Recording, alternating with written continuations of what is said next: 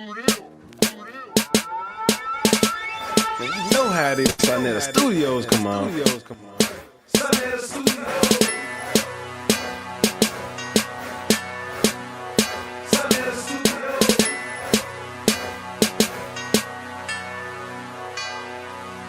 Look, open your third eye and download this. sa.neter Studios on. Now we gotta get it. On the couch alive on 125th, but we worldwide. Entertainment with scholarship. Black power conglomerate. That's how we pay homage and show love to the ancestors. Original man blessed it. So you can't text it. It's more than hood politics. sa.neter Studios will help you wake up your mind again. Know you got time to spend. Been watching BS, so tune in to the best. Hardest working, don't need rest. Just trying to be next, push the revolution, push this information, help you with the solutions. The new millennium's Gil Noble is still rolling, and won't stop until the pineal glands are frozen. And know that this ain't his story, it's ours, but they'll know it when they hear peace and black power.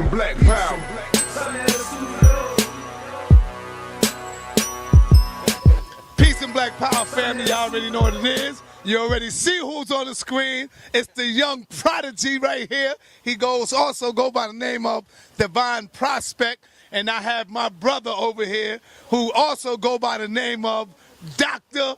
Reggie. Wow. Dr. Reggie. He got the title doctor now from the hood. That's what we giving it to him. We giving him the title doctor. He have deserved it. He earned it.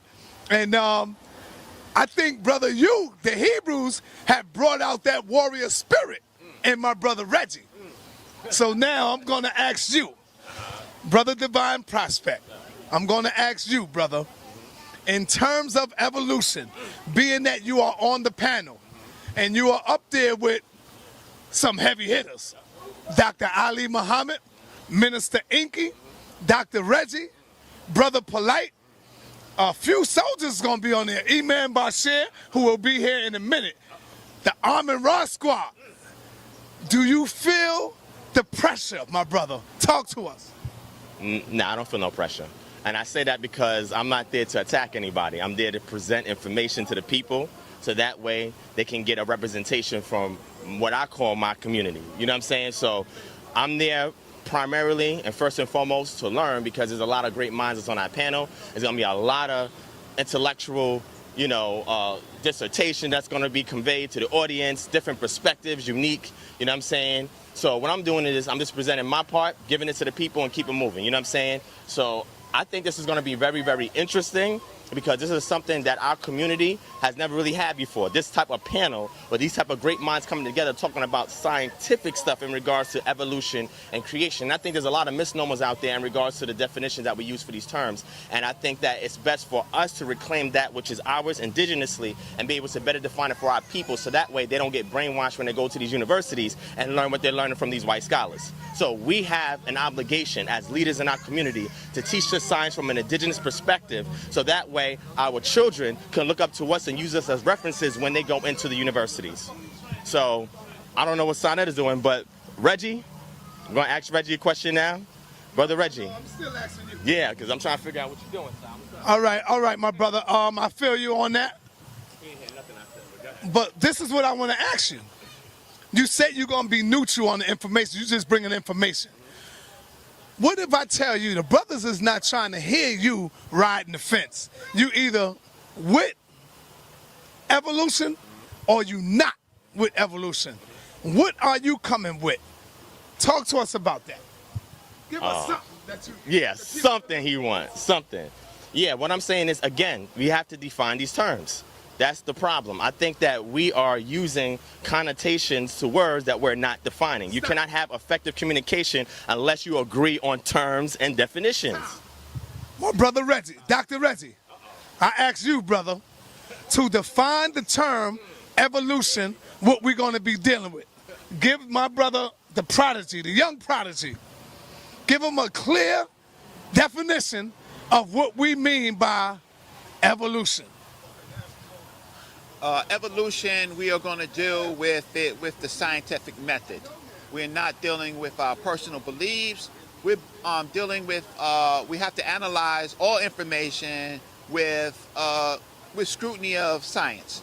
And so we do not have the time to go over Darwin's theory. We don't have, and who Darwin got his theory from was Aristotle. We don't have time to go through ancient Kemet and the stolen legacy where Aristotle and Plato got their notions of, of evolution, right? We really don't have time. What people are confused about, I'm gonna tell you what people are confused about. People believe that evolution just deals with man. They're more concerned with how man got here instead of where man came from. And then when they are concerned about where man came from, they're more concerned with, well, man didn't come from monkeys, but what did they come from? The question is. So the scientific method helps us deal with the beginning of everything on down to the creation of organisms, to the reptilian, the bird, and the mammal. And so I am not so concerned about the direct evolution of man as more as I'm concerned with the whole topic, the scientific topic of evolution.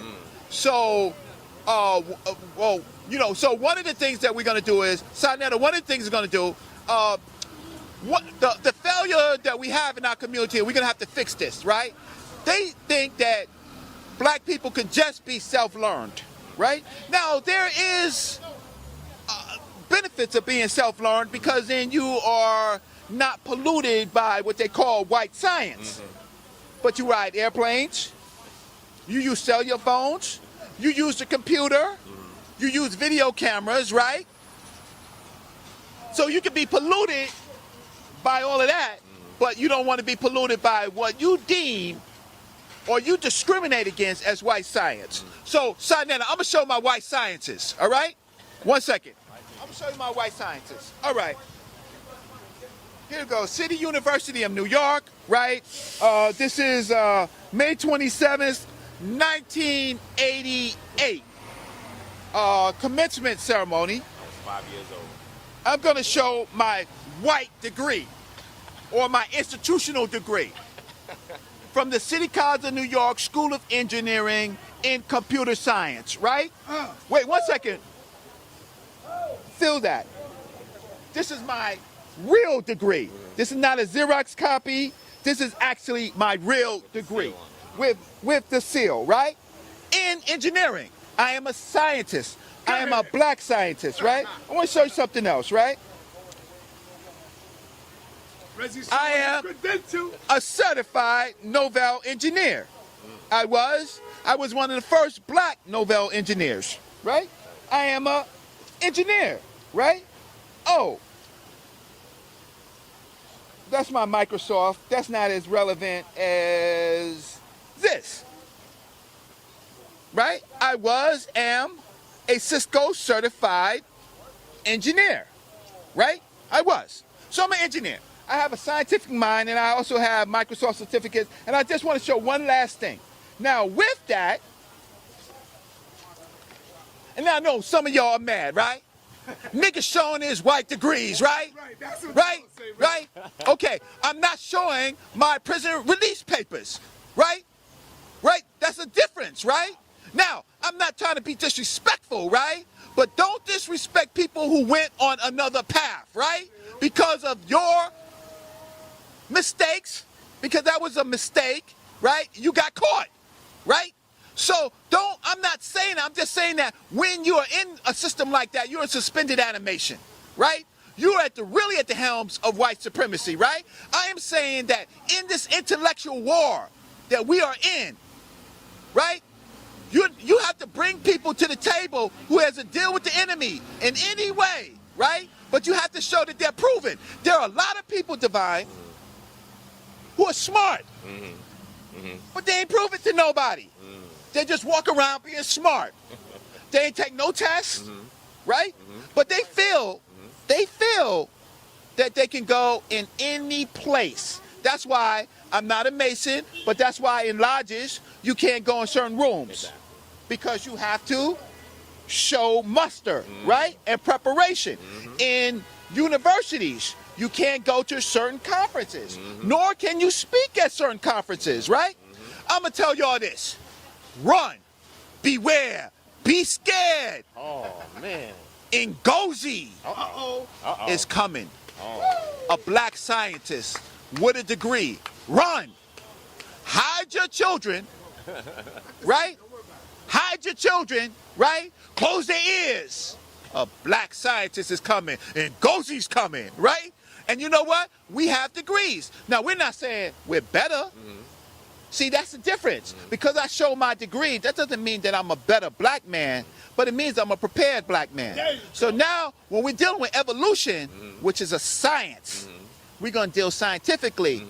It's a difference with your beliefs, right? And I'm not saying that, yes. Brother Divine Prospect. The question I'm going to ask you is Adam, dealing with Adam and Eve. Do Adam have a navel? You said, does Adam have a navel? Yeah. I don't know. I didn't see Adam. Yeah, nah, because I can't answer. See, the problem is people think that because I'm a Hebrew, I can't answer. Hold on. Well, he was naked in the garden. So what I'm saying, no, I didn't see him. Did you see him? Did you see him? Now, according to white supremacy, their paintings, they have Adam with a navel, right? They have Eve with a navel, right? According to the story, if he's the first man, obviously he didn't come from a woman. So I would say, according to the story, no, he doesn't have a navel. According to pictures that Europeans post, yes, he has a navel. I'm telling you that I was not there, so I cannot demonstrate whether or not this man had a navel or not. But according to the allegorical depiction that's in the text, no, he wouldn't have a navel because he was created by the Most High. So do it say that in the text that he didn't have a navel? Do it say that? The text didn't deal with the full anatomy of the man. That's what I'm saying. See, when I answer right and exact at first, you're like, no, trying to box me in a corner. I'm being very honest. Why can't I be honest, man? Why I gotta be religiously dogmatic on everything that I speak about? You know what I'm saying? Reggie ain't know I was gonna ask you that question either. You know what I'm saying? So what I'm saying is that we have to be able to look and examine the text, do a critical lens to be able to extract the information that's in it that can help build our people today. You feel what I'm saying? So some people are extremely dogmatic in regards to it. Some people leave the door open and say, you know what, I'm gonna be honest, I don't know. But according to what the text says, yes, the important thing is what are you extracting from there that can help build you today? And it should be like that from any ancient text that was created by our indigenous ancestors that have passed knowledge along to us today. Let's be honest with everything that we said. Let's try to be right and exact. Okay, so brother, in answering it that way, I suppose you are saying then that according to your faith and your belief and your religion, that Adam and Eve was the first people on the planet. According to my religion, you said? According to your faith and your belief. Now, Sa, I would sit on your couch in September of last year, and I gave you all of this heavy science. Did I not give that to you? Yes, sir. All right. And I was trying to show you how science and this text itself can be one and the same.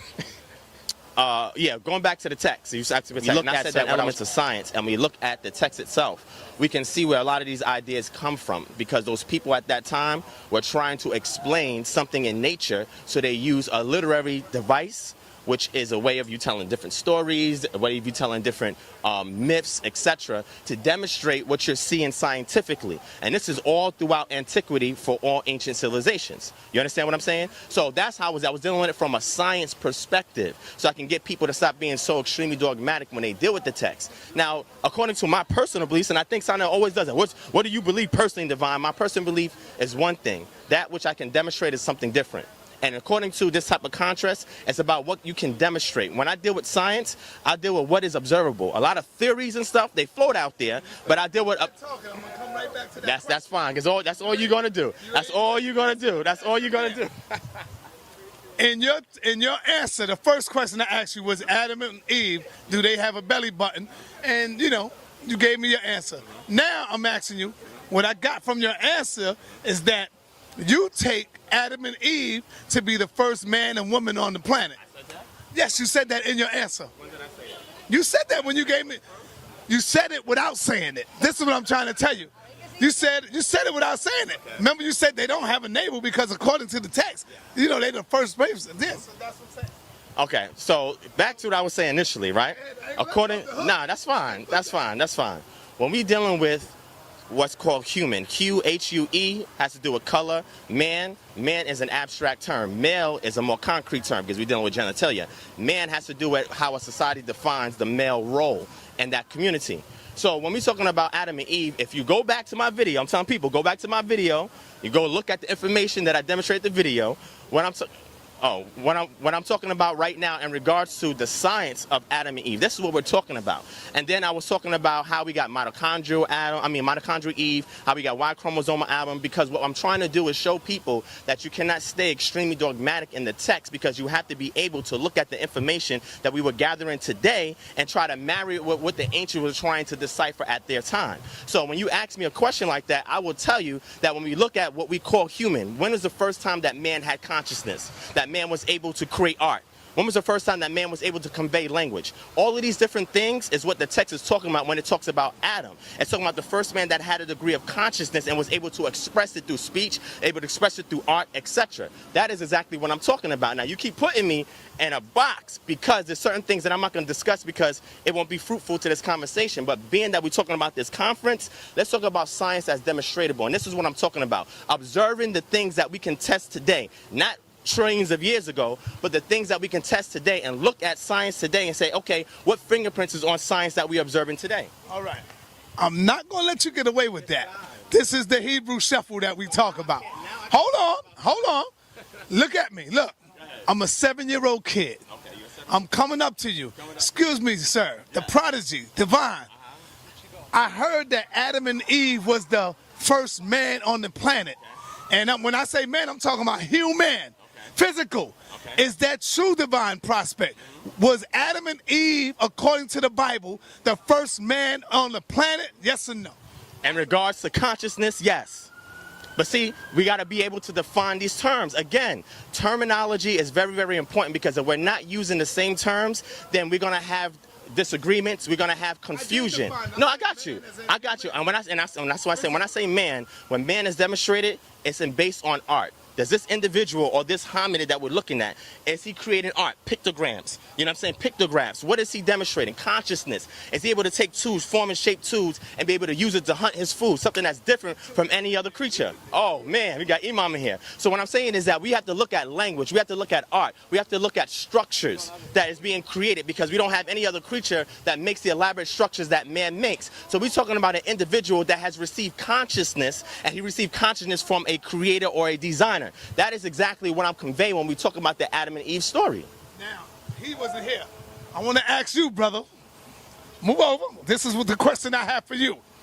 The first question I have for you, Imam Bashir, is, does Adam have a navel? A navel? Yes and no. Because I'm gonna break it down. Because according to the Quranic teachings, Adam was a representation of man when the first created tribes and sub-tribes was brought into existence. Hawa, his counterpart, which the Bible calls Eve, was a representation of the tribes and sub-tribes that was developed. Then, as time went on, there was an individual named Adam, being the representation or the vicegerent of the Creator, which brought into a new reality. So the word implies plurality and singularity. So, Adam is in general, mankind, and then there's a specific Adam as well. So I just wanted to break that down. All right, now you're doing the Islamic shuffle, the Muslim shuffle. Here's the question. In terms of human on the planet, Adam and Eve, man and woman, did they have a navel, brother? Yes or no? You can't yes and no. It's either one or the other. You can't ride the fence with it, brother. Come on, man. The babies are watching you. The children are watching you. Don't confuse the children. Yes or no, brother? First creations, I would say, did not have a navel. That's what I would say. No, that's all I'm saying. So now you, see what I'm saying? So that means you admitted that Adam and Eve is the first people on the planet. No. Adam and Eve, brother, listen. You got to listen to the teachers. See, this is what I'm saying. there's a plurality, and there's a singularity, right? So the plural form of Adam, from our understanding and our teaching, is that that's a representation of man in general. You understand? This word Adam actually goes back to meaning the creation of a man or creation of men. And Hawa is also the creation of woman. So you had a male and a female principle being created and fashioned into shape, which on August the 2nd, we definitely break that down scientifically. We're going to break that down scientifically. Okay, now we're moving into the term of evolution. The question I'm coming back to you is, who was here first, man or woman? That's like saying the chicken or the egg. Deal with both terms, the chicken or the egg. Which one came first? So your question is asking me who was here first, man or woman? Right. Okay. Now, we have a textual answer, and then we have a scientific answer. All right, so textual answer, we have that consciousness was first created and breathed into man, and then a counterpart for him was created, which was woman. Even when we look at the evolutionary model, when we look at transitive forms that come from one form to another, the next question would be, which counterpart came first, the male or the female? So what most scientists would say was that the female counterpart came first, and that the male counterpart came from the female part. You know what I'm saying? So you have to be able to look at both elements of the scientific and also at the text and say, okay, you know what? How can they harmonize? And again, this is the information that we're going to present on August 2nd. What do your Bible say? Because you can't get away from your Bible. You got to, hold on. What do your Bible say? Right, I got to bring the attention and attraction to the people. What does your Bible say came first? According to the text, it says that the man came first. So Adam came first. You got to be rolling with that. Why do I have to be rolling with it? How come I... Notice, right, when I sit back and look at this today, notice how they don't want to stand on their Bible. When I ask them all these questions, does Adam have a navel? No, he can't have a navel because he didn't come from the fallopian tube from the womb, right? And now I'm asking them who came first. Now he's going all around the world. You're supposed to be like, oh, man came first, according to your Bible, if you believe in the Bible. But see how they skip and try to get away from that? Because they know that that is BS. They know that that is BS, y'all. That's why. They really know deep down inside that that is BS. Let's continue. You got to be rolling with that. And if you're not rolling with that, then that means you don't believe in the Bible. It is true. You can't be rolling with science. You got to go with your belief. Hold on. Okay. Are you finished, or you want me to go back? Okay. No, what I'm saying is that the problem is that people... This ain't gonna be easy, bro. Nah, who said it was? Where am I going? I'm right here, man. I ain't going nowhere. Eating something this morning. He got his Wheaties on. What I'm saying is, and I think this is the problem. What I'm trying to show people is that this ancient text has science in it, and you have to be able to demonstrate that science in today's terminology. You cannot keep using an antiquated method or scientific method. Science is pretty much comes from the root word of knowledge, gnosis, knowledge, information, and how that information is conveyed. Not just how it's conveyed, if we have evidence, how it's interpreted. That's the most important thing. So when you say, oh, well, you locked in, I can't sit here and have a spiritual conversation when we're talking about science, because we're talking about two different things. So what I'm saying is I'm dealing with the science of the text, and with the science of the text is what we're going to convey there on August 2nd. Like the video, thumb up the video. I gotta tell my brother, hold up, wait. I gotta tell my brother though, see, that's the problem. See, anytime you have textual information and then we try to switch or change the game, you can't do that. You gotta stay on that square though, Divine. Because, no, listen. Because you already put yourself in the box with the text where you cannot go contrary to That's the right. idea That's right, that Bashir. man was made first and then the rib thing to the woman. You can't. See, I done forgot this tape. I done forgot all about this, right? And what they said. But now Imam Bashir is saying the same thing I'm saying. You can't do that. You got to stay within your text. If you say you believe in this Bible, then you got to say man came first. Ain't no according to the text. And this, man, is the text real or is not? Simple. Backtrack from that and go scientifically. Oh, let me ask you a question. The term rib in the Bible, is it masculine or feminine? I mean, masculine or feminine form? And I'm saying that for a reason. Because now when we talk about terms and terminology, feminine is always abstract. Masculine is concrete. What does that mean? That means now we have an audiogram that's being involved in the text. So how do you convey that audiogram? That has nothing to do with, okay, well, you're moving off your square. It's being able to look at the language itself and be able to define the term. All right. I'm gonna let you ride with that, but that's not. No.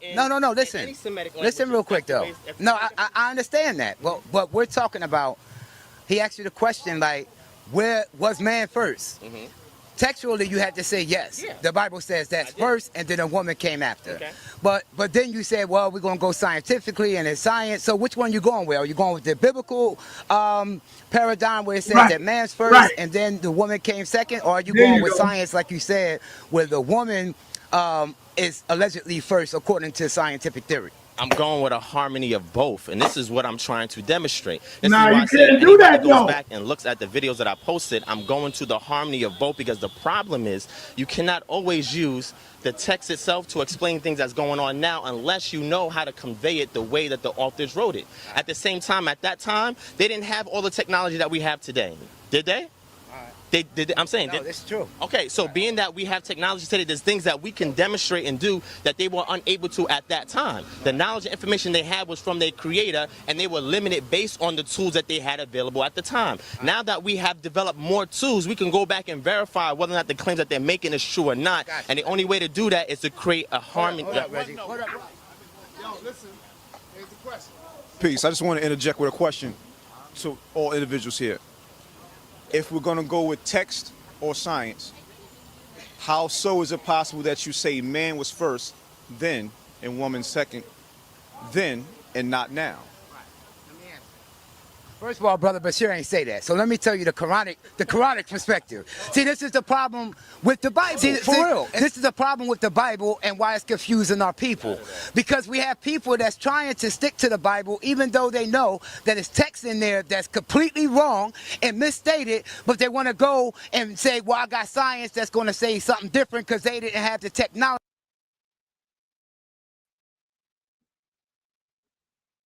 Do y'all see what's going on here?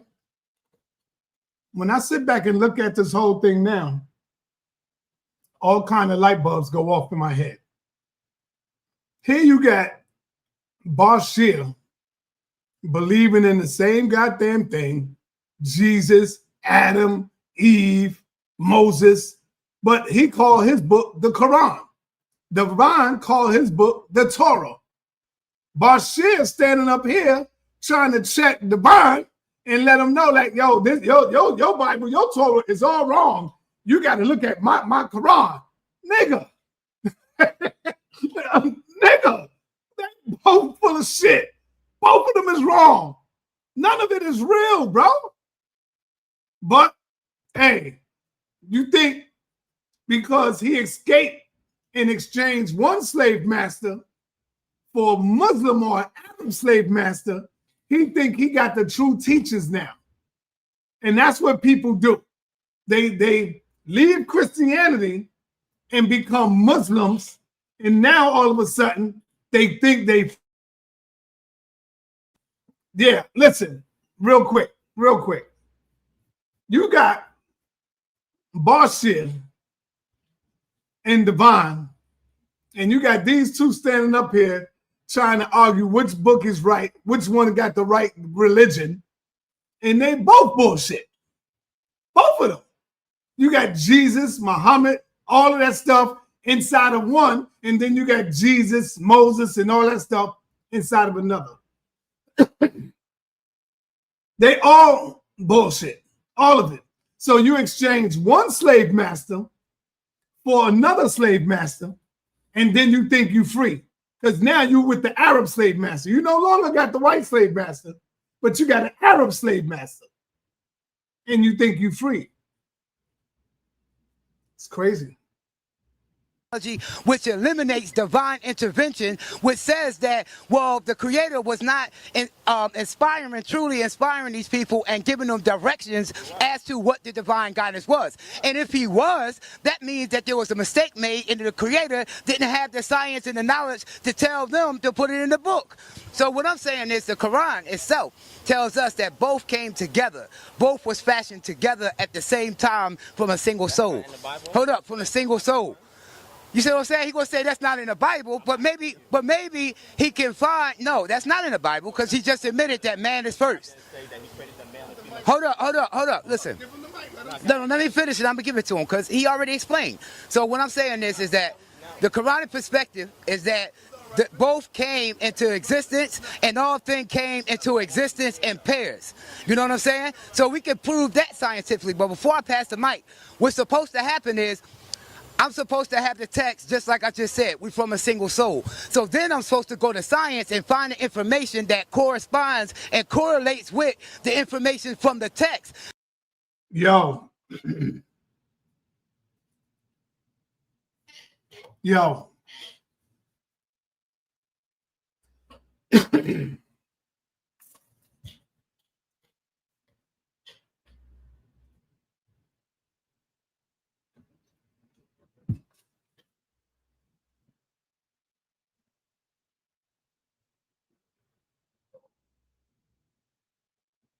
Testing.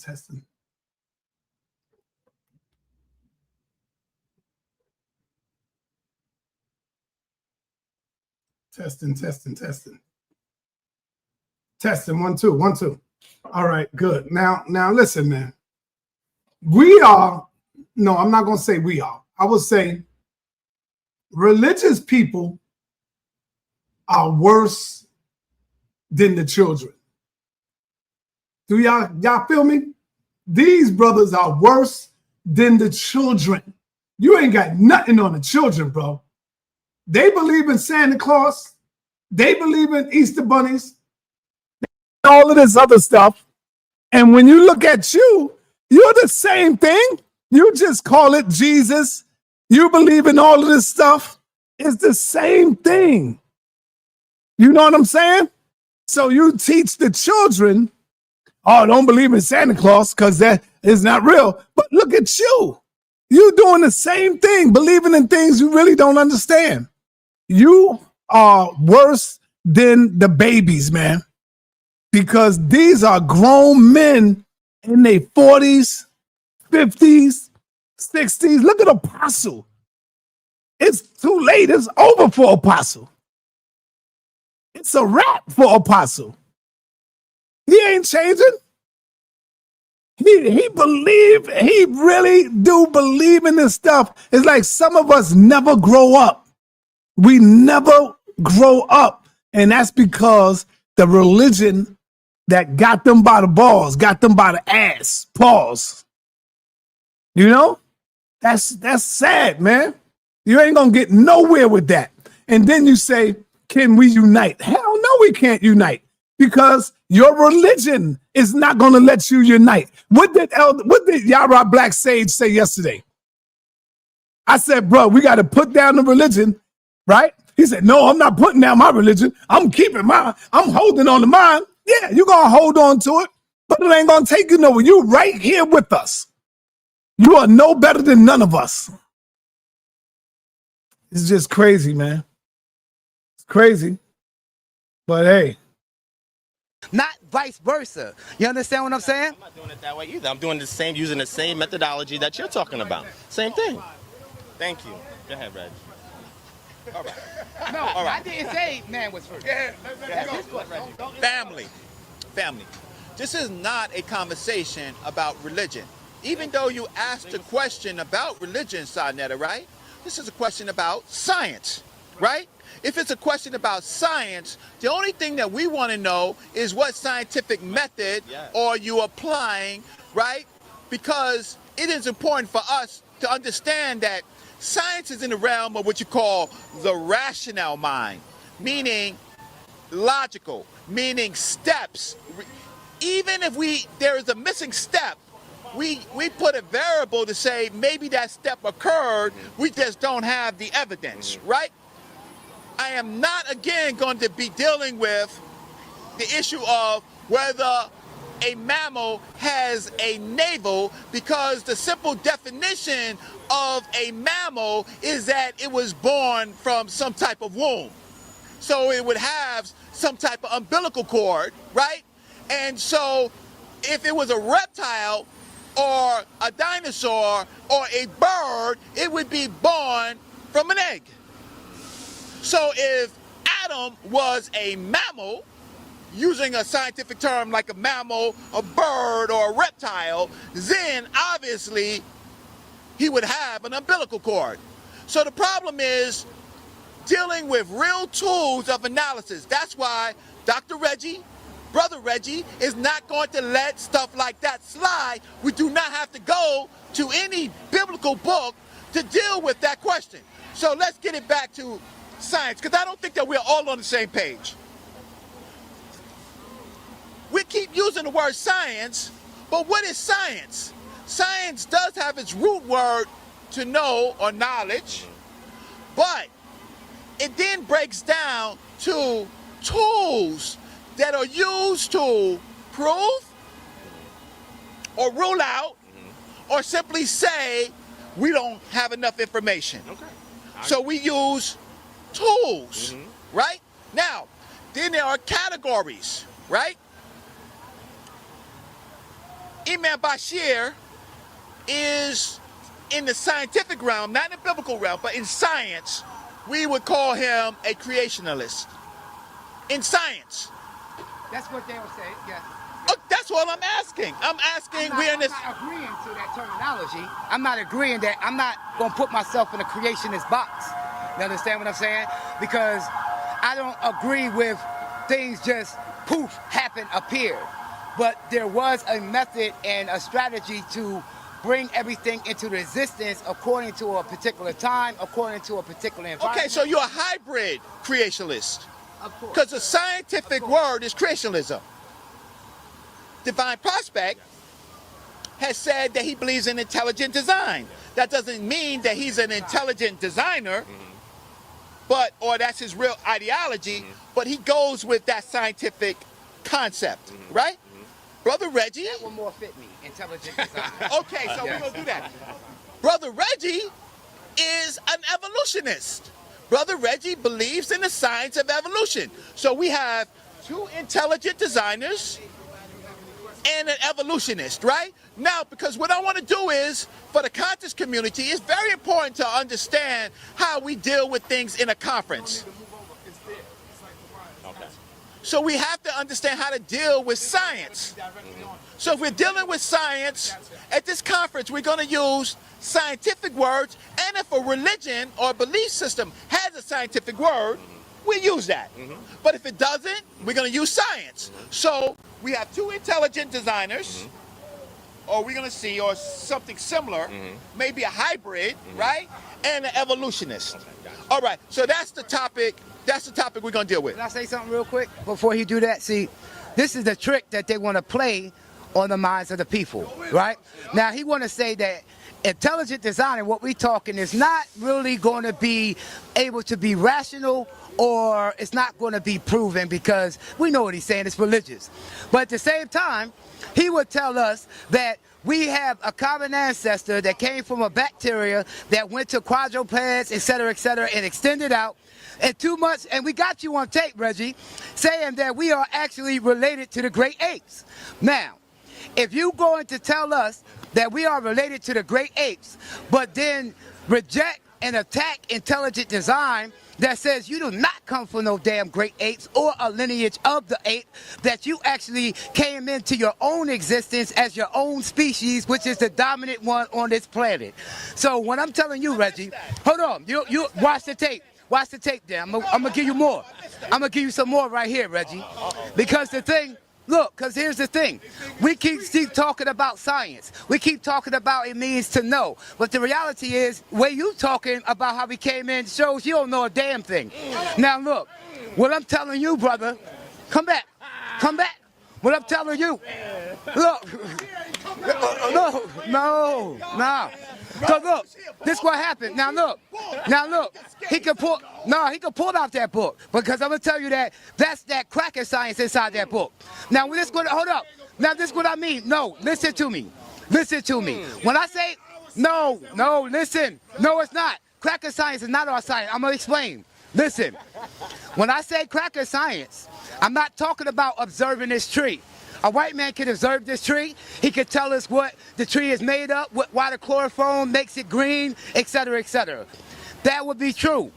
But when he interjects his racism inside the science, which a lot of y'all cannot catch because you lost your spiritual eye, right? So that means that you're dealing with a calcified pineal gland, right? So look, according to what y'all tell us. So look, you can show us all the books and material, right? We'll show you that they have no fossil record. No fossil record that proves that species turn to the species.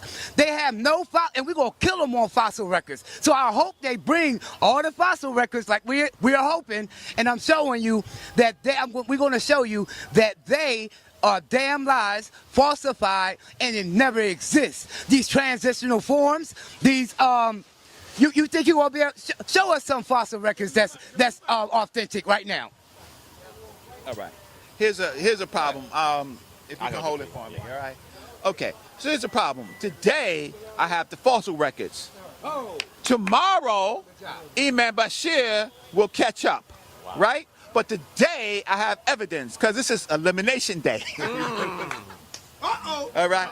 So here is the prehistoric life. Right? The definitive visual history of life on Earth. Hold up, show the book, hold it up. Okay, stay there with me. Who's the author and the source? There is not one author. Okay. There is a series of authors. Okay. All right, let me see not just sources. one author. Let's see some. Just look it up. You can look it up. Won't you watch the tape like you asked me to do, right? Okay. So, what we want to deal with is... Whoa! Look at that! Look at that already! Look at that already! Look at that already! You can't get distracted by that, brother. They stole our science. No. But what I'm saying... this is what I'm saying. Why he found his page, let me say what I'm saying real quick, Devon. I'm not saying that we cannot take for white people. Y'all forgetting what I'm saying. What I'm saying is that they so detrimental and become perpetual liars that anything they put out, we have to put 3, 4, 5 magnifying glasses on it. You understand? This is not true. That's a Maury. The lie detector says that's a lie. Wait, an Arab. No, say what you said again. His teacher is a white man. His teacher is a miscegenated African, right? He is in the evolutionary stage. He is not pure African. He is not the original man, right? And next, come on, let's go. All right, so. You can call that sucker mode. Before, and that's not personal to you. I'm just talking about your teacher. Right. Reggie, we good? All right, good. Before man is created all the way over here during the creationist period, right? There are about 7 major areas, 1, 2, 3, 4, 5, 6 major areas in the history of Earth where man did not exist. Right here, right? Man does not even exist during the time of the Jurassic period, which is the period of the dinosaurs. Then after that, there was a great extinction, right? And here you have man over here being created during this period. So prior to human fossils, we have the fossils of other animals. Now, Bashir is going to tell you there is no plant life fossils. He's going to tell you that there are no dinosaur fossils. He's going to tell you there's no early bird fossils. And he is going to tell you there's no egg fossils. How is he going to tell me that when he's not a scientist and he's not in the lab? How's he going to tell me that? What he has to bring in the scientific community, he has to bring evidence to show that there is no fossil finds. And you know what? He has to be a scientist to show that. If you're not a scientist to show that and you don't have access to any primary material, then you're just talking. right? So let's just move on. Can I stay here real quick? Just for a second. Now, this is a point here, right? See, this is what I'm saying. European philosophy is interjected in this. Let me show you how. First, first, Brother Bashir ain't say I'm going to deny fossil records and all the science that the European don't understand because he don't use spirituality with his observance. Now, this is what he does. He says man started here. Why is he saying that? He hasn't found no records of it yet, as of yet. But that's the thing, as of yet. So yesterday, they could have found something that wasn't there today. And then, then the following day, they say, oh, we did find something else, now the time changes. You understand what I'm saying? So this thing is acting as if all the evidence have been brought to court when it haven't. They have not unearthed all the evidence or nearly a fraction of the evidence that we know the old earth holds in her body. So this thing here is just a theory. This thing here is just an idea because they still searching and you cannot find it. If you cannot find it yet, you will not find our birth record, brother. You're not going to find it. And I just have a quick question. According to this book, does this book talks about abiogenesis? Does it show us how we came from a chemical format into a biological format, which we consider life? Is that in this text? In this, And can that be demonstrated in the wild instead of the... during my presentation, I would be talking specifically about abiogenesis, and I could do that off the top of my head right now, right? So the answer to your question is no. This just deals with the history of Earth. It does begin to talk a little bit about abiogenesis, but abiogenesis is, of course, a controversial concept. So in this is more proven information about how the world occurs. But when we're going to move on in this segment, so we're going to get to abiogenesis. Okay, so let me go back to Bashir. Problem is what Bashir says, right? Basically, he does what you call the rule out methodology. The rule out methodology is because I don't have any facts means it does not exist. And by using out the rule out methodology, if you're not quick, you can fall for it because the fact of the matter is, he still wants to deal with man. I am dealing with all of the species. I am saying that mammals appeared during this particular period of Cretaceous period right here. This particular period here, because there was a great extinction of what you call the dinosaurs, and a new evolutionary species appeared, which was the mammal at this particular point, right? Now, all of these periods right here, man does not exist, mostly because the conditions in the earth did not present the possibility of a man being present. Now, he would have to now rule out the dinosaurs. He would have to rule out the plant-like species in the oceans. And he would have to give you a comparison timeline of periods where they have found fossil records through millions of years. So we are talking about a period, thanks Divine, we're talking about a period over here of roughly 382, no, actually the history of the earth starts roughly 4 billion years ago. 4 billion years ago, and it has the Precambrian period. And now, we are more interested in the period around 542 million years ago, where 542. Let me get this right. Millions of years ago, where organisms appear.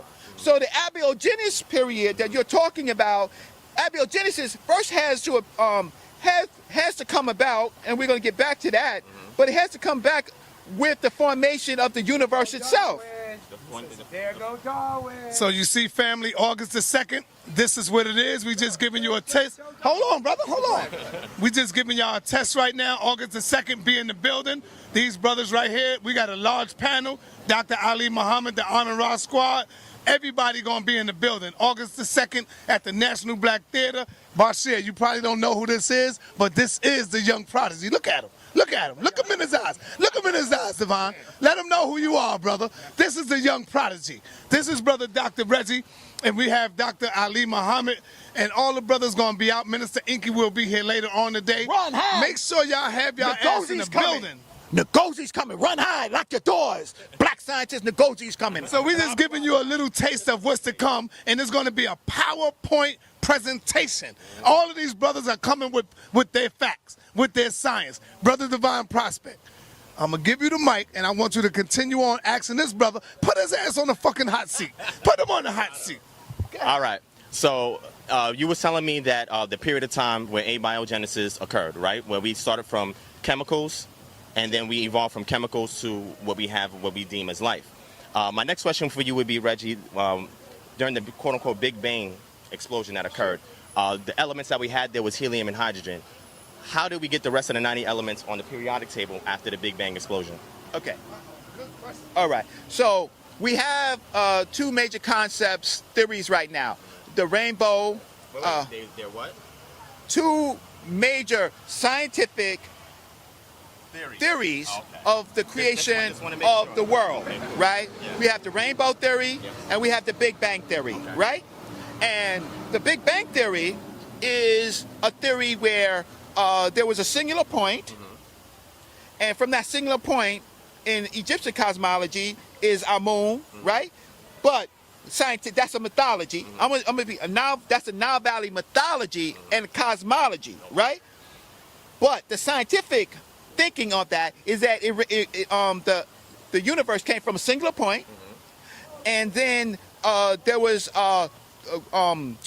not gravity, but there were forces that collapsed, maybe created a polar, and from that polar created more possible waves or particles or energy, right?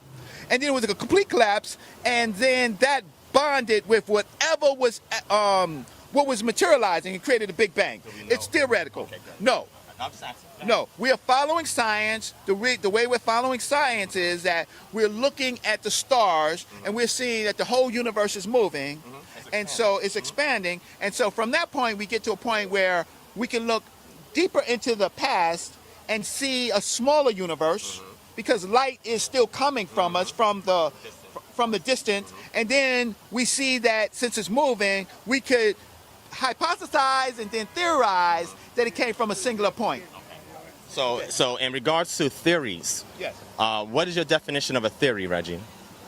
A theory comes with a grouping of concepts, making analysis, right? Looking at processes which control forces, right? Looking at systems, right? And making a judgment to be proven or disproven with a scientific method. So can we impose theories onto people if it still has the term theory?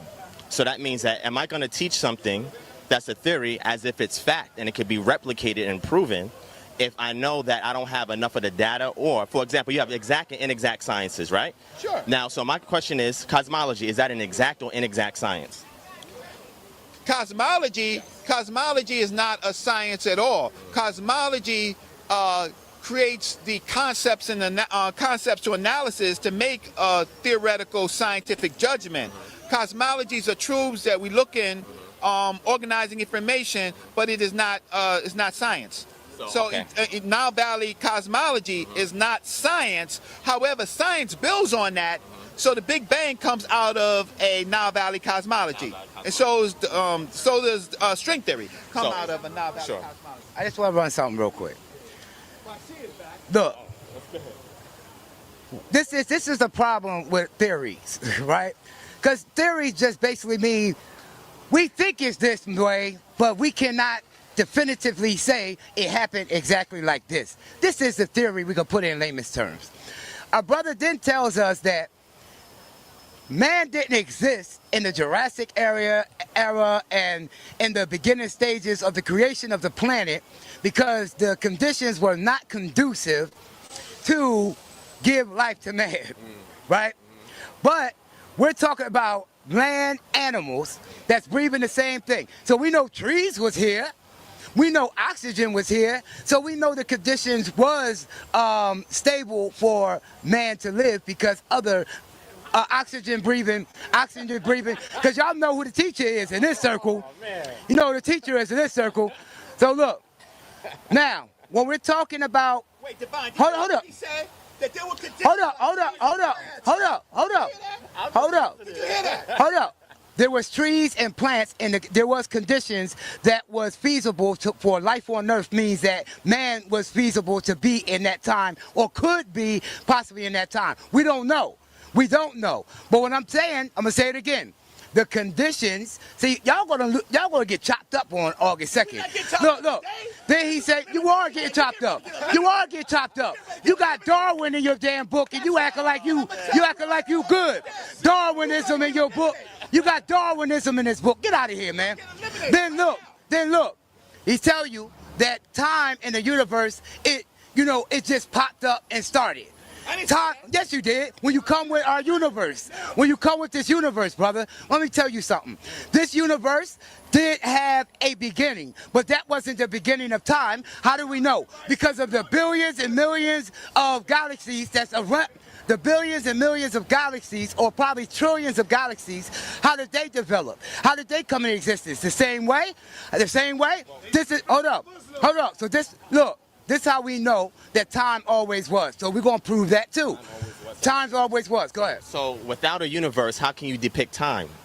Without light. Well, hold on, no. Just a universe. So light is an element of the universe. So photons, particles, etc. How can you determine time without a universe? Because, brother, y'all are just looking in this realm, in our universe. What I'm telling you is that we are ever expanding. So wait. Do we agree that the universe is ever expanding? Do we agree with that real quick? You said ever expanding? It is expanding. It's expanding. Do you agree with that? Demonstratable. Right? Yeah. So this is what I'm telling you. The Doppler effect, the redshift, so we're able to determine via light that yes, it's expanding by looking at the distances between stars, galaxies, etc. Yeah. Right. So this is what I'm trying to tell you that's trying to gravitate to so-called scientific theory. That is no way that something comes from nothing. That means that there has to be existence, there has to be an energy and a force to put something. No, Darwin, you sit down for a second. Look, Darwin, you sit down for a second. What I'm telling you, let me finish. No, wait a second. I'm about to give you the mic. Calm down. Go ahead. Time out. Hold on, Reggie. Time out. We're going to go to the floor real quick. We're going to go to the floor. We have a non-biased observer. Yes, go ahead. Peace. I hear a lot of theory spoken. My question to you is, who wrote the Holy Quran? My question to you is, who wrote the Holy Bible? And who wrote that book that you hold in your hand?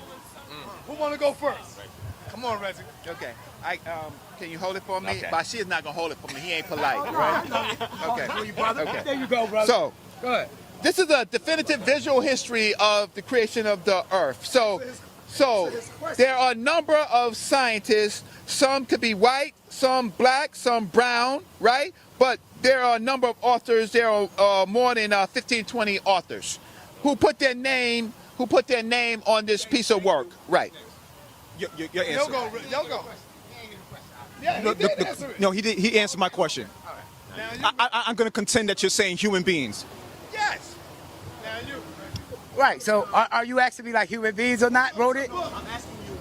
The companions of the Prophet Muhammad ibn Abdullah wrote the books. Abu Bakr Siddiq, Uthman, Umar, etc., etc. So his companions. Okay.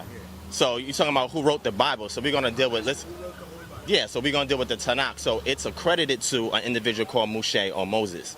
And then over time, the text was redacted. So the different hands that was involved, you would have to look at the different times that the people or the culture had developed over time. But it's ascribed to Moshe, who we call Moses, colloquially.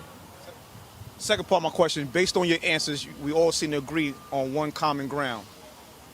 They were physical beings, or a being who had counterparts associated writing these books. With that being said, it shows and proves that as it is above, so is below. So do things congregate above, so they congregate below. And in that congregation, relative back to what you said, as far as theories of creation or evolution, how does that play in a role of the now? Yeah, and see, and I think that that's an excellent question, because that is exactly what I'm presenting on August 2nd. I'm dealing with the now, that which can be observed, that which can be demonstrated, that which can be replicated. Now, anything outside of that is theory. and sometimes it can even be conjecture. The problem I have is that why do certain things that are theories play a role in what we have to know today? How come we can't just deal with observable science and stop hypothesizing as to what could have happened? You know what I'm saying? Because a lot of people would say in our community, how does that help us get us out the conditions that we're in today? Getting very deep into ancient, what we call science, as opposed to what can be demonstrated today. Do I have to know about the Big Bang Theory to know how a dog operates? Do I have to know about how the universe is expanding to understand elements such as how the trees, how we transform carbon dioxide into oxygen, etc.? Some people would say, how come we can't just deal with demonstratable science and just leave the theories alone? And what I was presenting is the intelligent design elements in current creation and things that we can see today that can be replicated and demonstrated. To make it applicable, right? I'm gonna show you this again. This is my degree in comp sci, right? Right? From the School of Engineering, right? You want to make sure it's real, right? It's my real degree from City College of New York in engineering, right? Okay, so how is it applicable today? Well, thanks. How is it applicable today? Because we are an evolutionary species. So what we learn what we learn in the past, everything that we learn, we use to solve problems for the future, right? If you do not have demonstrable science that is practical, you have nothing to give to the future, and you cannot convince future generations to aspire to move and to change. Black people in America is getting their ass kicked because we don't understand science. We don't understand human psychology. We don't understand that how by reading texts like the Bible, right, we are crippled into not doing something but believing. And the European does not do this. He uses what works and conquers, controls and destroys, and we go back, look at that thing that's happening, right, with that recent shooting. Black people are going up there in a bell hearing and saying, you destroyed everything that I had. You destroyed my daughter. But I forgive you because Jesus forgives you.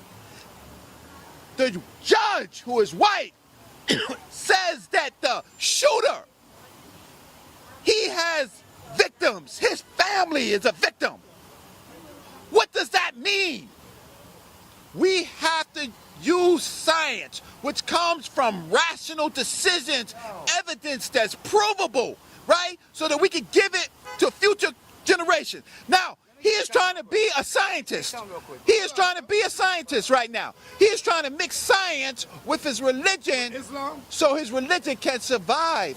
That is all that he is trying to do, because the new information that is out there, he now has to deal with it. In 641, when the Prophet Muhammad, around 640, when the Prophet Muhammad was here, he didn't have to do that. Now, he himself is on video. This is evolution right here. He has jewelry that was made by machinery. This is evolutionary right here. But he wants to go and bring us back into a book and stick us there, and so we can't understand biology. And we're gonna start talking about stem cell research, abiogenesis, and other things, and watch him go. This is Elimination Day. So listen, it is Elimination Day, and you just eliminated yourself for the people that's listening consciously. No, you're not being killed because you don't understand no damn science. That's the first thing. We're being killed because we are acting on our lower desires, and we got a great damn devil with his boot on our damn neck. That's why we being destroyed. Our ignorance is destroying it. You don't got to know nothing about no science, so that's just more rhetoric and garbage. They're trying to take us to nothingness. That's what he's trying to take us to. But listen, today and from now on, your comedic ideology no longer belongs to you. We taking it back.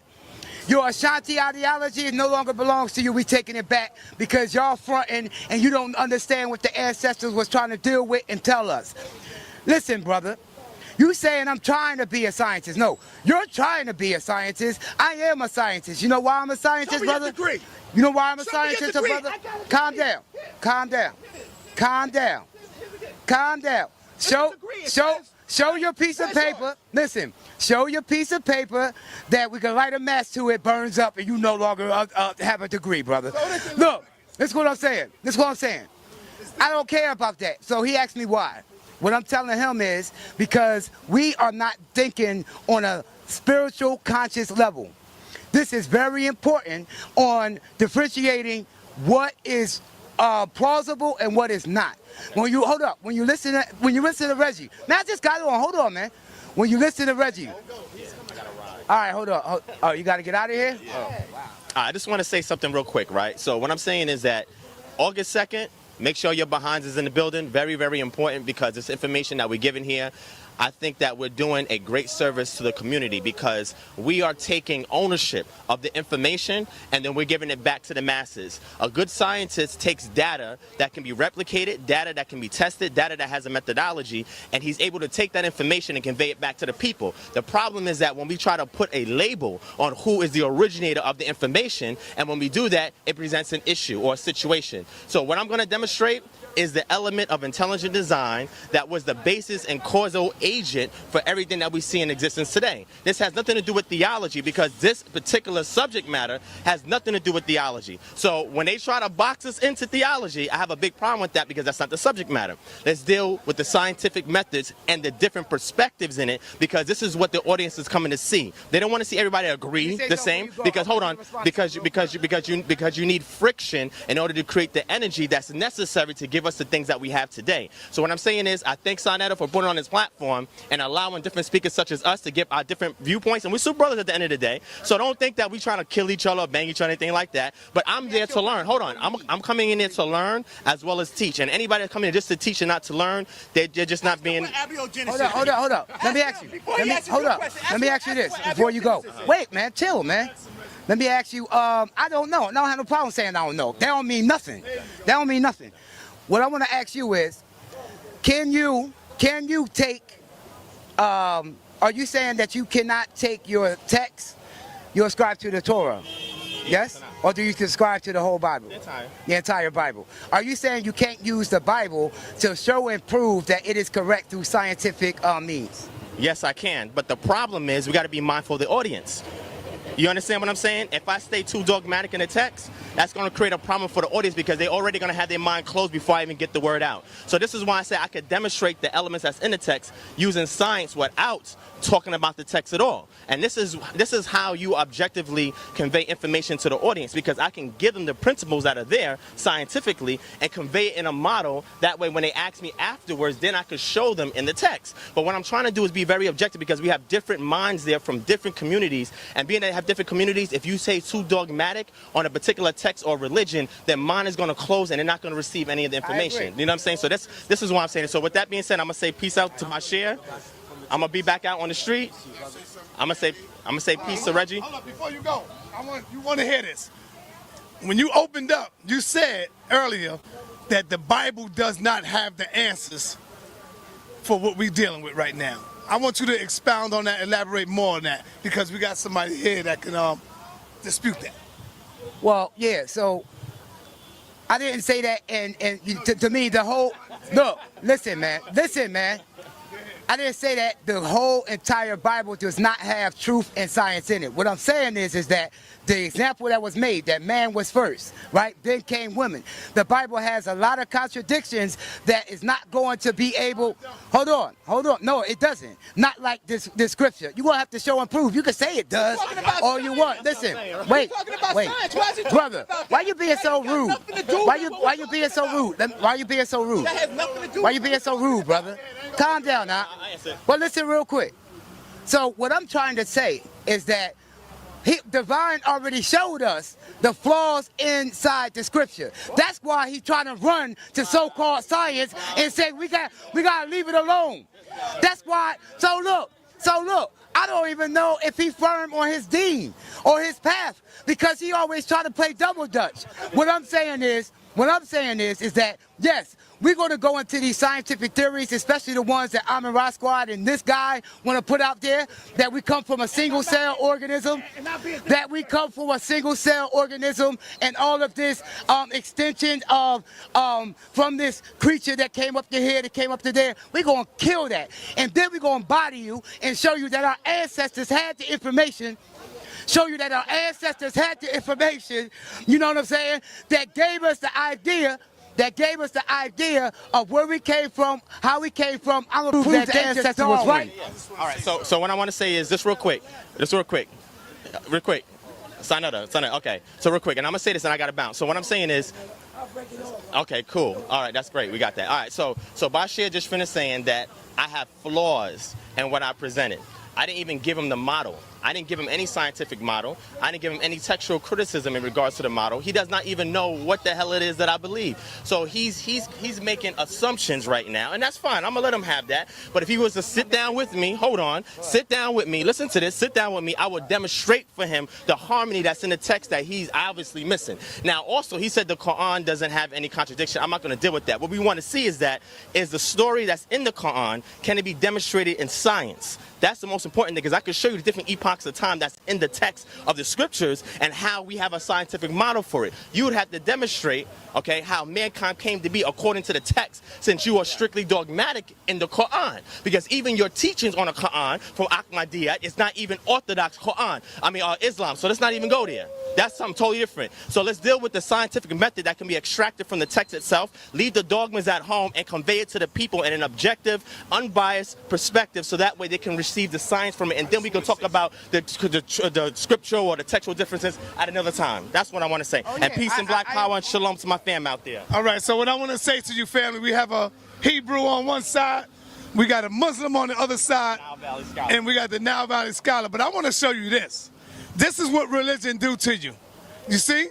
This white boy could go up in the church and kill 9 people. And what do black people do in return? I forgive you. We forgive you because our religion teaches us to forgive. See, so what I'm saying is the Bible is poison and that damn Quran is poison as well. Because it is religion that make y'all forgive your enemy. You see what I'm saying?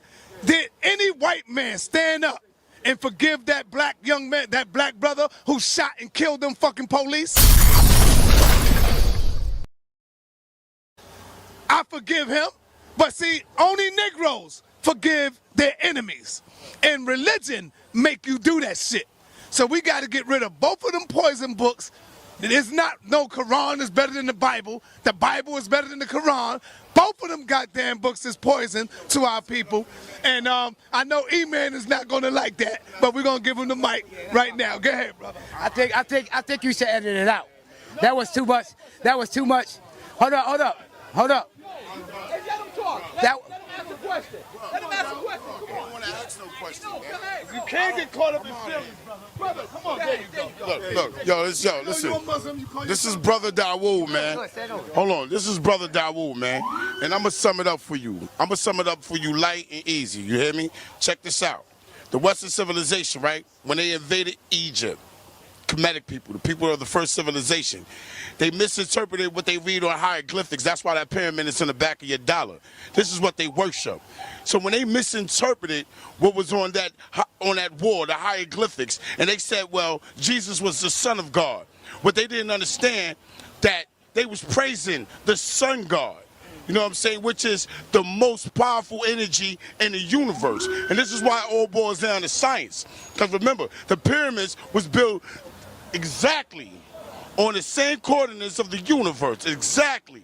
You know what I mean? So at the end of the day, we got a lot of documentation that was misunderstood, misinterpreted, miseducated. What we dealing with right now is what we dealing with eternally. This is why when they quoted the scripture saying, Jesus said, yo, seek ye the kingdom of God first and everything will be added unto you. He was like, know thyself, which is the exact phrase that the Egyptians used. They said, know thyself.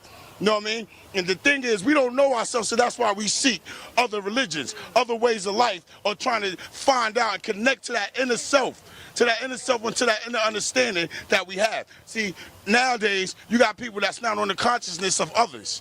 So others might fool them with, oh, I know the answers. So they look towards that way. Oh, I know the answers over here. They look towards that way instead of look within themselves and seeing for their eyes. That's why he said they would have eyes and will not see. They have ears and will not hear. Hold on, bro. Let me finish this and I'm going. You're gonna tell me to hurry up after your brother? Yo, your brothers is crazy, man. You see what I'm saying, man? Everybody want to speak. Everybody feel that they know. But this is the thing I'm gonna tell you. This is the Egyptian Proverbs. Please listen to me when I say this. You know what I'm saying? A person that does not know and does not know that he does not know, he is foolish. Disregard him.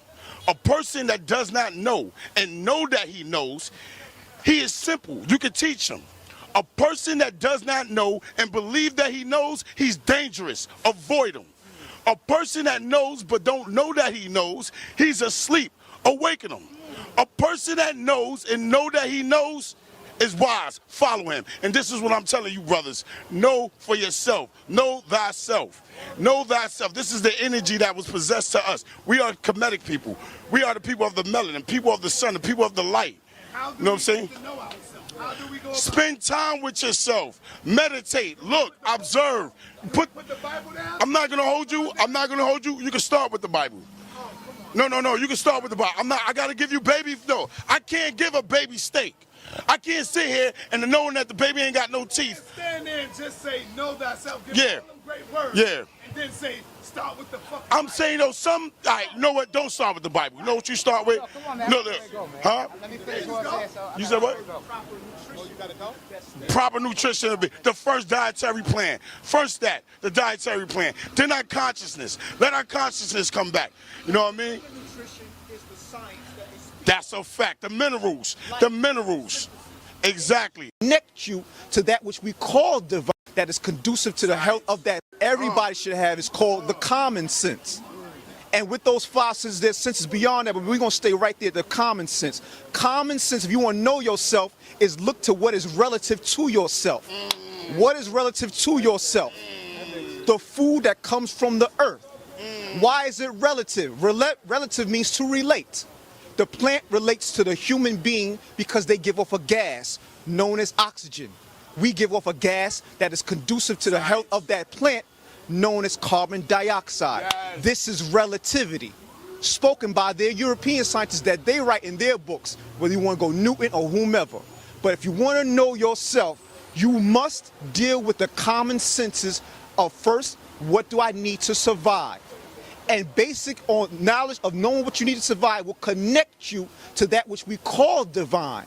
And divine is the source of all science, because the more you put into what they call God, the more God that they call God will come out of you when you speak, when you walk, when you talk, when you rest, and when you exist, period, point blank. The scriptures that they speak of says the mystery of that which they say God is when two become one. Dealing with the knowledge of duality, the marriage or balance of two things, masculine, feminine, agreeable, disagreeable, left, right. When you marry the two energies and you see that there is one, that's why those who have eyes won't see, because they're dealing with two eyes and not the one eye. A sniper has focus. He's not dealing with the left or the right, but the one, sight. Yes. So if you want to know yourself, deal with the oneness of yourself.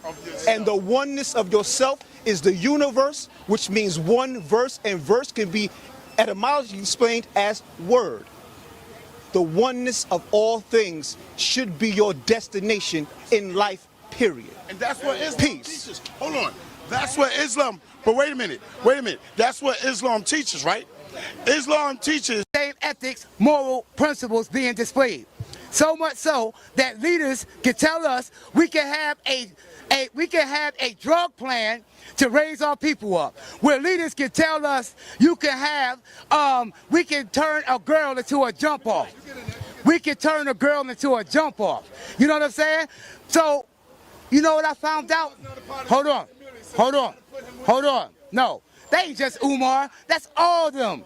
Because inside the community, hold on, listen. Inside the community, I found out something. According to the comments, most of the so-called Kemetic people agreeing with that brother. So listen, this is what I'm telling you. Y'all do not love black people. You don't love black people. Hold up. This one, I'm breaking it down.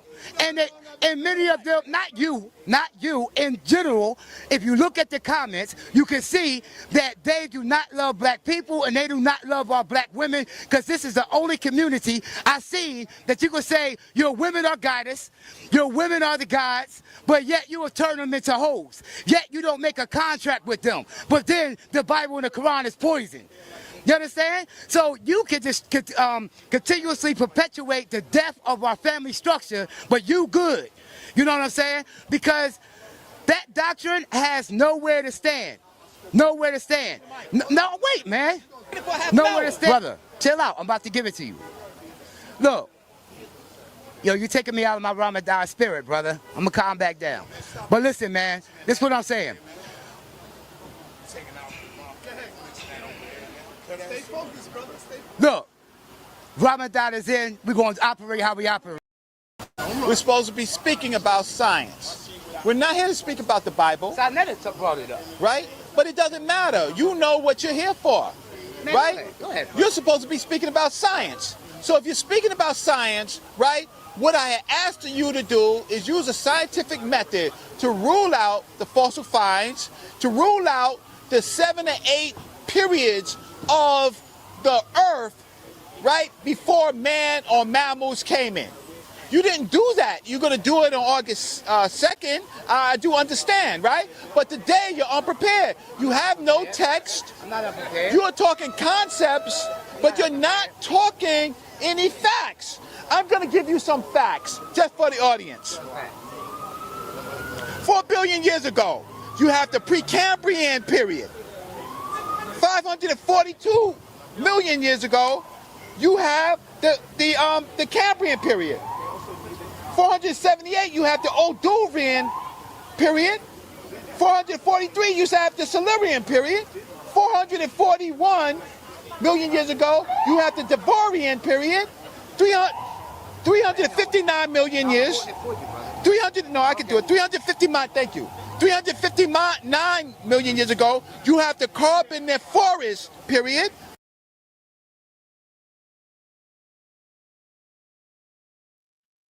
To keep it 100, right? Now, I'm not a scientist like these brothers claim to be a scientist. And I might be wrong. But what Reggie is talking about, what Unc be talking about 500 million years ago, 5,000 years ago, all of this, right? You listen, you're just like the Christians and the Muslims, man, because that's a belief too. No one was here to document none of that. Nobody. 500 million years ago. No one was here. Now, I could be wrong, and I stand to be corrected if I am. Y'all know me. I'll come back and say, okay, I was wrong. But nobody knows that. You're only guessing at this point, and you are only believing at this point. You believe that. Huh? You believe 500 million years ago because that's what they got in science books. But none of them scientists was here. So that's what they believe. It's not an actual fact. Now, this video was a few years ago, 10 years or whatever. I guarantee you, if Reggie was to go over the research and update it, it'll probably say something different. Check. Science is always going to come back and say something different. It's called upgrading the information. So we got to stop saying these things like it's a fact, and it's really not a fact. All right? So that's all I'm saying. I could be wrong. If I'm wrong, I stand to be corrected. I'm no scientist like these brothers. But I got common sense, though. You know? I got some common sense going on. 299 million years ago, you have the Permian, and then we get into some more important periods, 249.5 million, you have the Triassic period. The Triassic period leads into the Jurassic period. The Jurassic period is the period where the Earth or the continents were expanding. 196.6 million years ago is that period, and then you have the extinction. 196.6 million years ago, Reggie? Who was here to document any of that? Who can tell you anything 196 million years ago?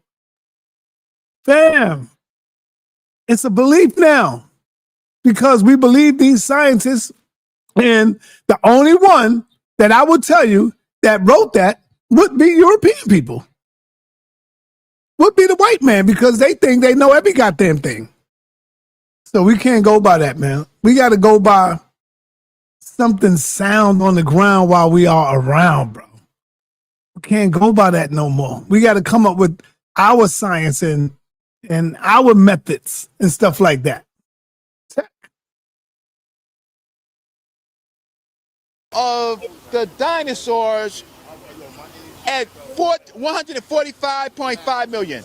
Now, the reason why I gave you that information is because those are facts to dispute. Now, in this period, the Cretaceous period, we have the first existence of the mammal.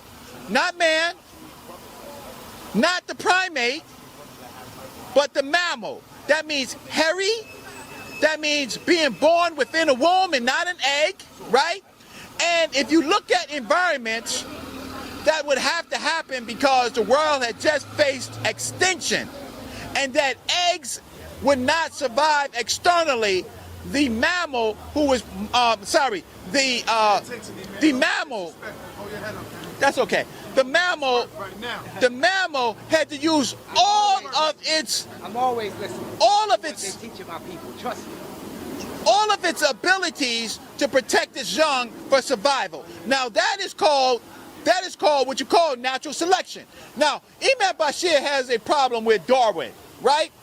But having a problem with Darwin says that maybe Imam Bashir doesn't know a bunch of terms. I'm not clear if he knows the word science. I'm not clear if he knows the word evolution.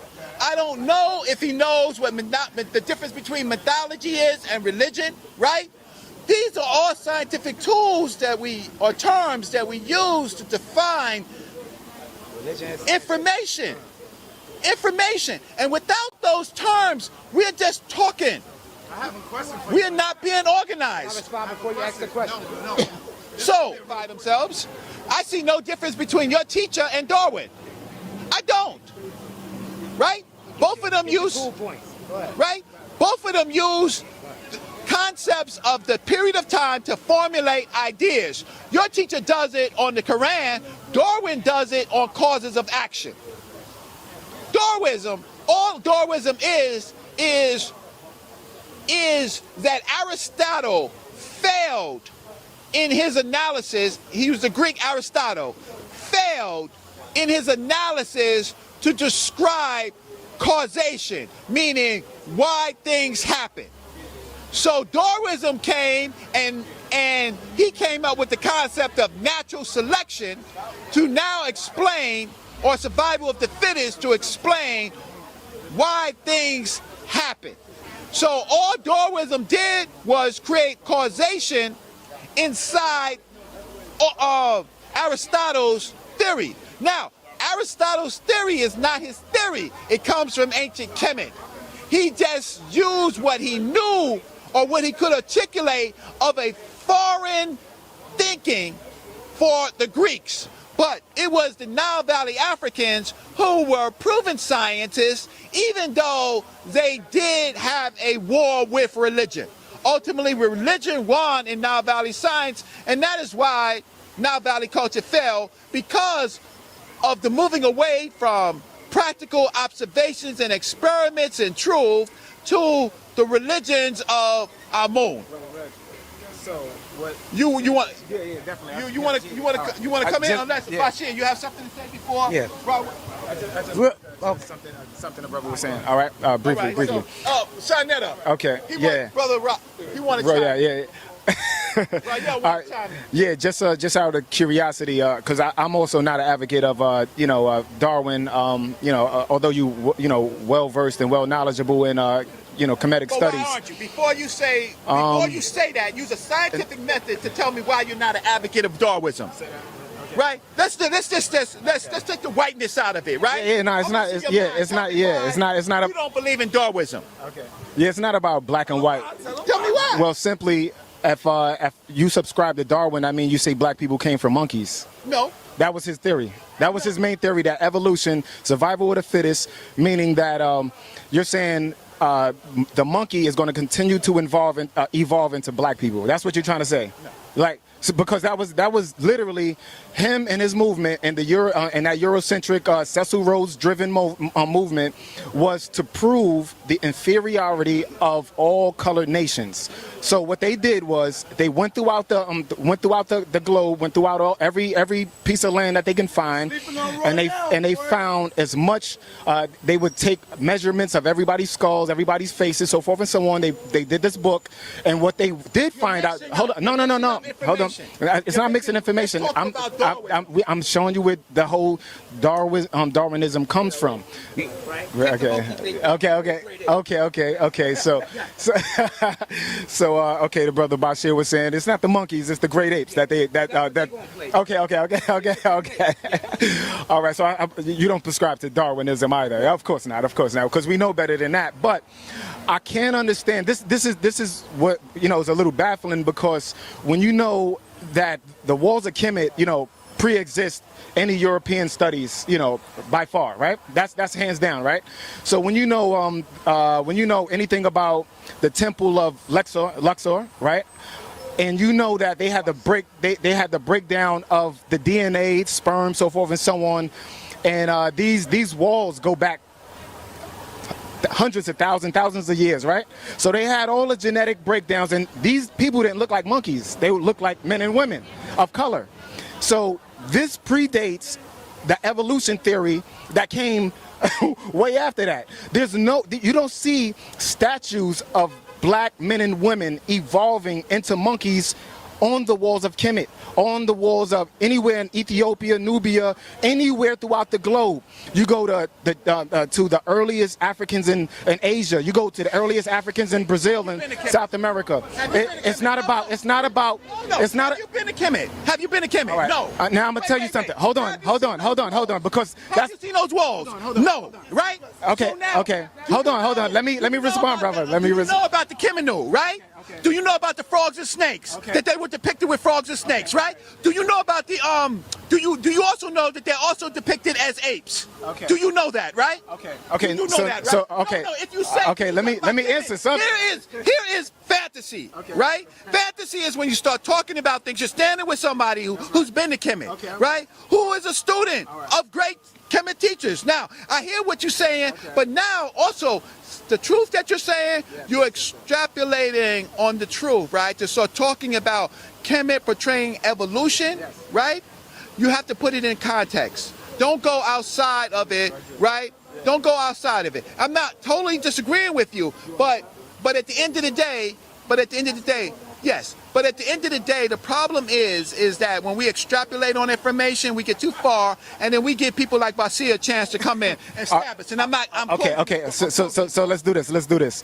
You saying did I ever go to Kemet? How about this? We have so many elders that did go.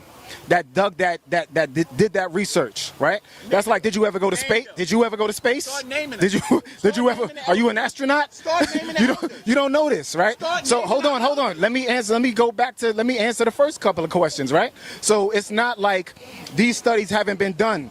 Like, at the same point that you're saying, did I ever go to Kemet? You went to Kemet, but are you an artist? Are you a sculptor? Are you a designer? Do you know what those images mean? Do you actually? No, but you asked me, did I go to Kemet? Like as if I gotta go to know what a piece of artwork means when I'm an artist. So do you know what they mean metaphorically when an artist draws a circle with a dot in it? You know what that means across the board. There's a language of signs, symbols, arts, colors, and so forth and so on. So if you understand that language of why the baboon was used and so forth and so on, and the crocodile, the hip, like all of these things were used to describe attributions of nature. That doesn't mean we came from a hippopotamus. It just means it's an attribution that does not change. The animals, because how about this? Are they writing? Do you have a phone that? Let me do something. Let me do something. Hold on. Let me show you. Hold on. We just can't articulate and look at drawings and then come up with our ideas about what they say. If there is meta nature with it, then we have to connect the meta nature with it. It does not matter if I'm an artist. It does not matter. The matter is that can I at least attempt to read the meta nature? If I can do that, then I can have an idea of what it's saying, right? And if there are already texts that are transcribed that I didn't transcribe, can I look at those texts to see if they say what or prove to say that it does? What you're doing, brother, is you're hurting us. No. Wait. I'm just saying what you're doing is hurting us, because if you don't use a scientific method, when you use a scientific method, you allow the European, right, to have control over the information and manipulate it, because you're not doing the work yourself. You're not following your convictions. We live in a day of time where the $1,400 that you use to look fly, you could get on a plane and go to Kemet. Okay. And you haven't even been out. Have you been have you done Hajj yet? No, I ain't do Hajj yet. Why haven't you? Huh? Why haven't you done Hajj? You jumping out of there. Why haven't you done Hajj? Because you have to follow your convictions. What they have to do? It has a lot to do with it. Didn't the prophet say that you must do Hajj? No, he didn't say that. The prophet didn't say that? You must do Hajj. Hajj is conditional based on your economics, based on your situation, so it's not mandatory. Do you have the situation to do Hajj? Huh? Yes, I do. Go do Hajj. Come back to me after you do Hajj. Right? Listen, let me say something. Wait. Hold on. No. Listen, real quick, sa.neter. Y'all ain't gonna double up on Reggie, because y'all know Shaka Utmost ain't here. I got you. All right? And Polite ain't here. But I'm gonna let y'all do what y'all do. And he's just gonna have to be able to hold it down. And I think Dr. Reggie got both of y'all together. POP, hold it down. POP, hold it down. Listen, say they want to play games, but I'm going to destroy his philosophy on August the 2nd. I promise everybody that. If I don't, I'm going to become a student of this man right here for a whole year. If I do not break up this so-called Darwinism. Listen, stop playing games. Right. They're telling us it's a single cell started, which we're going to kill that. They're going to tell us that quadrupeds and everything else came onto the land. They started extending. You know what? At the end of the day, listen to this. Yes, his theory or idea of species turning into another species actually leads to the white man being the most sublime and supreme force on the planet. If we go by his theory that they're going by. That theory says that the white man is the newest creature on the planet, so that means that he is the best because he made the necessary adjustments that was necessary in order to reign supreme on the planet. Right? This is facts. So, according to their theory. But this is what I'm telling you. This is what I'm telling you, family. This species turning into other species is false. And he has the book and the information. I'm gonna ask him one question. Can you show us or name us a transitional form that we have in fossil records right now? A transitional form. Any transitional form. Sure, anything from a virus to a bacteria to a cell. Can you show us a fossil of any transitional form, a missing link of any kind, whether it's primate, whether it's amphibian, whether it is mammals, whatever it is? Can you show us a fossil record right now, just one, of any transitional form, as Darwin said there must be transitional form to link all of the species? There are plenty of transitional forms, and you can just look at the the skulls in the human family. You can look at the fossil finds of the apes. You can look at the fossil finds. Right. Wait. So no. So here's the thing is I do have a book. I can look inside the book. Fossil. Name it. KN144. No. MN108. Oh. Name it. We don't have to name the fossil body classification. We don't have to. But we can show the saber-toothed tiger to the tiger. You don't respect the names. And no, wait, hold up. First of all, dropping bombs. You haven't said one fact the whole time. All you're doing is talking. You can't comprehend. No. You can't comprehend what I'm saying. No. Brother. That was a trick. So then you want the transitional form. Don't tell us about a saber-toothed tiger. Name a transitional form and show us where, so we can go look it up right now. I just told you. You didn't respect when I said the virus. You didn't say the virus to the bacteria, right? To cell. Right? To the organism. I can't do this right? like you told him. I just can't do right? this. Right? Because you know what? You're not showing any mental agility. You're really not. Brother. You're playing games of semantics. You're playing semantics. You tell me what Darwinism is. Tell me what Darwinism is. Tell me what Darwinism did. Darwinism is racism. Tell me scientific principle of Darwinism. Tell me what Darwinism is. All right. This is what Darwinism is. All right? Darwinism is that we must have developed from a single source, right?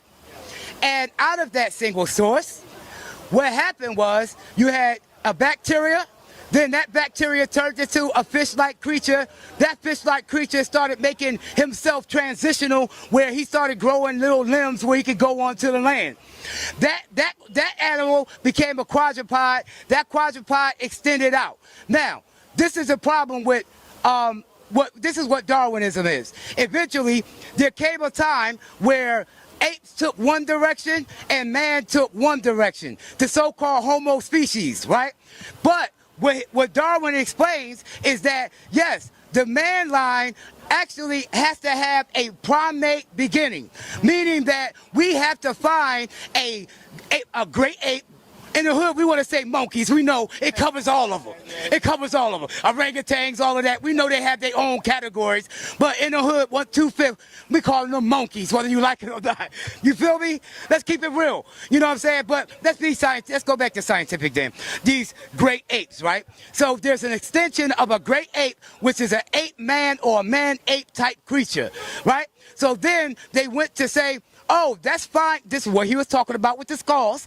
They're neo-Darwinists, and they adding on to it and saying, if we find the skulls, if we could find the fossils that connects one species to another, in particular to the man, to so-called human Homo species, then we can say it's a missing link, and we all came from this one source. Hold up. Australopithecus, right? They say that this species is actually a species that is of ape-like species, and then they have different categories within that, which is the Afrorenesis, which is you may know the rest. I'm gonna brush up on the terminology. Listen, let me finish this right here. Let me finish this right here. At the end of the day, right? I'm going to show you that what they named apes were actually humans that existed, a human race, just like we have human races today. And they labeled that, of course, they labeled them as monkeys, brother, or apes. Let me finish here. Hold up. Let me finish here. Let me finish. I promise. Give me 30. No, let me get 30 seconds to finish and conclude. Look. See, you trying to run game so I forget. But look, at the end of the day, Darwinism is the idea that species turn to other species, and that we come through the lineage of great apes as a homo species. But on August the 2nd, what we're going to show is that once again, they injected white supremacy in it, and this is why they put Oda Banger inside the Bronx Zoo in the damn cage to say this nigga looked like a monkey, right? While the white people looked and laughed at him. Darwinism came Darwinism is white supremacy raped up in science. Now you got blackface trying to push this garbage and then reject our ancestors and the Quran. Just a question. Are you saying the Kemetic team that they believe in Darwinism? Of course. Oh my God. So all of them. I'm on whatever side that don't believe in Darwinism. That's right. All right. What Darwinism is, right? Darwinism cured Aristotle's, right, definitions of causation. Aristotle got his teachings from ancient Kemet, right? He got his teacher was Plato, and he have understood what Plato got, and then example of what he doing. No. I need an example of what Reggie is doing right now. No, I was respectful, right? I was respectful, disrespecting you, right? Plato got his information for so long. The Stolen Legacy by Dr. George M. James says that all of these were foreign doctrines to the Greeks. The ancient people of Kemet had a more refined thinking. Now, getting back to Darwinism, right? Because you don't know what Darwinism is. Okay, I don't know. Okay, Aristotle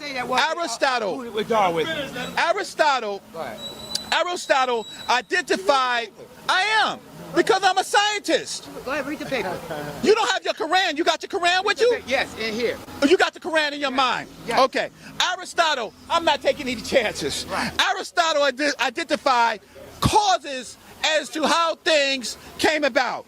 Aristotle identified material cause, formal cause, efficient cause, and final cause. The problem was with Aristotle's work is that he included demigods. When he included demigods, right, that has nothing to do with science. So Darwinism came and took out the concept of demigods and gods and added something called natural selection, which cured Aristotle. The things that the both of you are talking about is Darwinism. Those things fed into the Darwinism concept, right? But the fact of the matter is natural selection is an ingredient of evolution, and that is what we're talking about. So you have to now rule out evolution, because that's what we're talking about. What you want to do is you want to throw dart at Darwinism, but that doesn't destroy the science.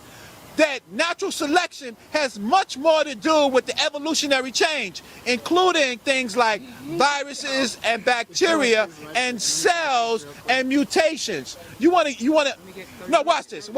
No, watch this. All right, so just with the Kemetic studies, I'm just trying to figure out on which wall, because you know, if there was a wall that showed the African man turning into an ape, you know that we would have seen that all over school. Right. They would have been like, look, this is on the walls of Kemet.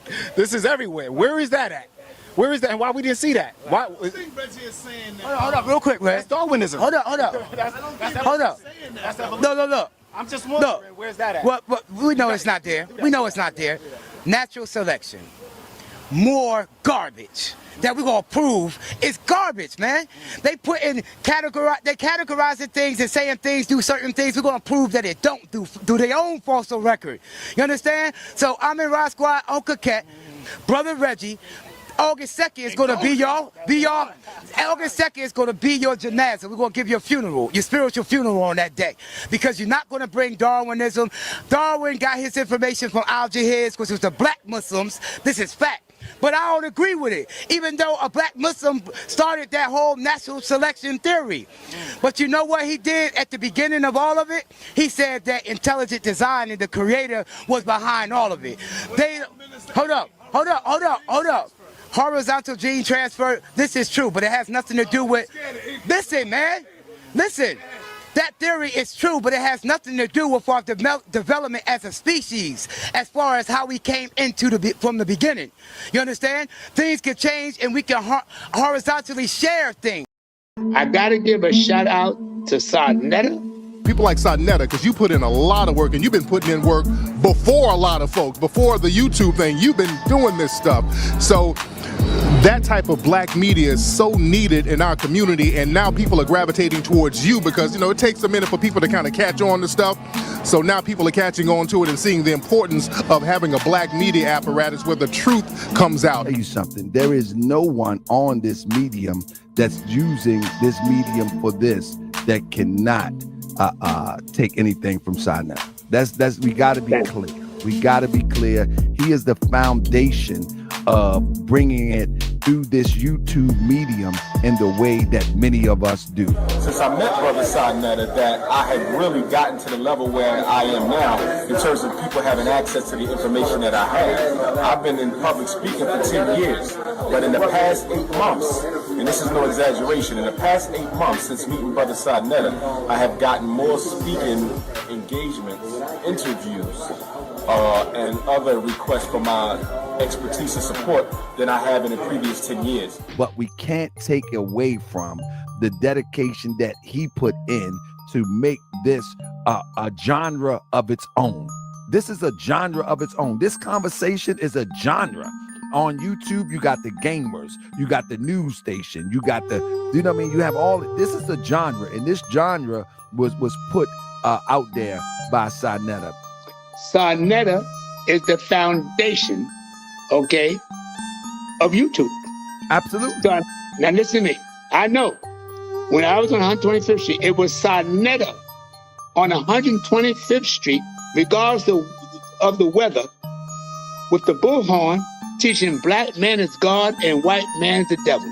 Sa.neter. I'll say I'm honored, sa.neter, of all, to be on sa.neter TV, sa.neter Studios, Brother House of Conscience, House of Knowledge, all of those different names. This is legendary, and without this brother paving the way on media when it comes to us and our voice, I don't think it would have been the same. So I thank Allah for that brother and all the good work that he has done for a very long time. I was on 125th Street right side by side with sa.neter for years. Then I decided we got so heavy, so much traffic, I moved down the street. But sa.neter was the one that set up. Sa.neter is the foundation and the man, because you had nobody in America out there that did the work that sa.neter did. Actual fact. It's good for brothers to debate because that gets folks on top of their game. And I respect that part of it. That's a good way to share information. You share knowledge. If somebody's slipping and incorrect with the knowledge, you're having a debate and you're correcting that person. We cannot take away from this genre that he put together, and so I gotta give props where it's due. I have tremendous respect for Brother sa.neter. I first became acquainted with Brother sa.neter through a phone call. He had given me a phone call back in, I believe it was August or September of this past year, 2010. I had already knew of the brother and was actually interested in linking up with him myself. And finally, I got a phone call from Brother sa.neter himself. He gave me a call, and he told me that he was impressed with the information because he said I was going straight off the top, no notes, no nothing, dropping a lot of information that a lot of folk had never heard before. So he asked me if I would be interested in coming on his radio show, a blog talk radio show, which I had never heard of until I spoke with Brother sa.neter. So we did a blog talk radio show. I believe we did 2 back-to-back shows. And ever since those 2 back-to-back shows I did with Brother sa.neter, again, which was in August and September, I believe, I've been on Blog Talk ever since. So it's been 8 months straight since I met Brother sa.neter that I had really gotten to the level where I am now in terms of people having access to the information that I have. You know, it's an institution. I always respected the institution that came from the street, out the street, and found its way on YouTube and Blog Talk, giving people in the community access to blogs before they was even doing that. You was putting that mic in front of people's face, right? You never said you had a scientific channel. You never said you had none of that. It was a community-based channel to educate them, and you allow the people within the community to educate each other. I think it's a dope reality, right? I never think you should stop that.